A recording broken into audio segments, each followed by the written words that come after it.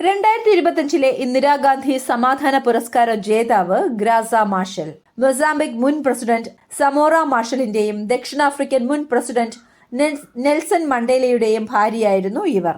രണ്ട് വ്യത്യസ്ത രാജ്യങ്ങളിൽ പ്രഥമ വനിതയായ ലോകത്തിലെ ഏക വ്യക്തിയാണ് ഗ്രാസ മാർഷൽ. മൊസാംബിക്കിന്റെ ആദ്യ വിദ്യാഭ്യാസ സാംസ്കാരിക മന്ത്രിയായിരുന്നു.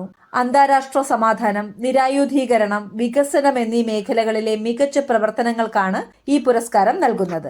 മൃഗസംരക്ഷണ വകുപ്പിന്റെ പൂർണ്ണമായ ഡിജിറ്റൽ വൽക്കരണം ലക്ഷ്യമിട്ട് കേരള സർക്കാർ നടപ്പിലാക്കുന്ന പദ്ധതി ഈ സമൃദ്ധ കർഷകർക്ക് മൃഗസംരക്ഷണ വകുപ്പിന്റെ സേവനങ്ങളും ആനുകൂല്യങ്ങളും വേഗത്തിൽ ലഭ്യമാക്കാൻ ഈ പദ്ധതി സഹായിക്കും.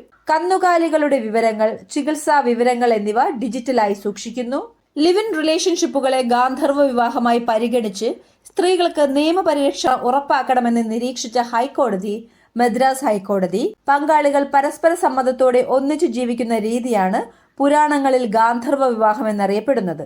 ഗാർഹിക പീഡനത്തിൽ നിന്നുള്ള സ്ത്രീകളുടെ സംരക്ഷണ നിയമം 2005 പ്രകാരം ലിവ് ഇൻ റിലേഷൻ ബന്ധങ്ങളിലെ സ്ത്രീകൾക്കും സംരക്ഷണത്തിന് അവകാശമുണ്ട്. കേന്ദ്ര സാഹിത്യ അക്കാദമി അവാർഡിന്റെ മാതൃകയിൽ ഹിന്ദി ഇതര ഭാഷകൾക്കായി തമിഴ്നാട് സർക്കാർ ഏർപ്പെടുത്തിയ പുതിയ പുരസ്കാരം സെമ്മോലി ഇലക്കിയ വിരുദു, ശ്രേഷ്ഠ ഭാഷാ പുരസ്കാരം.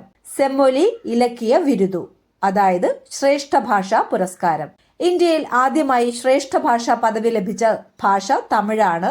മലയാളത്തിന് ശ്രേഷ്ഠ ഭാഷാ പദവി ലഭിച്ചത് 2013 മെയ് 23-നാണ്. 2026 വേൾഡ് എക്കണോമിക്സ് ഫോറം ഉച്ചകോടിയുടെ വേദി ദാവോസ്, സ്വിറ്റ്സർലൻഡിലെ ദാവോസ്. 2026 പ്രമേയം എ സ്പിരിറ്റ് ഓഫ് ഡയലോഗ്. കേരളത്തിൽ നിന്നുള്ള സംഘത്തെ നയിച്ചത് വ്യവസായ മന്ത്രി പി രാജീവാണ്.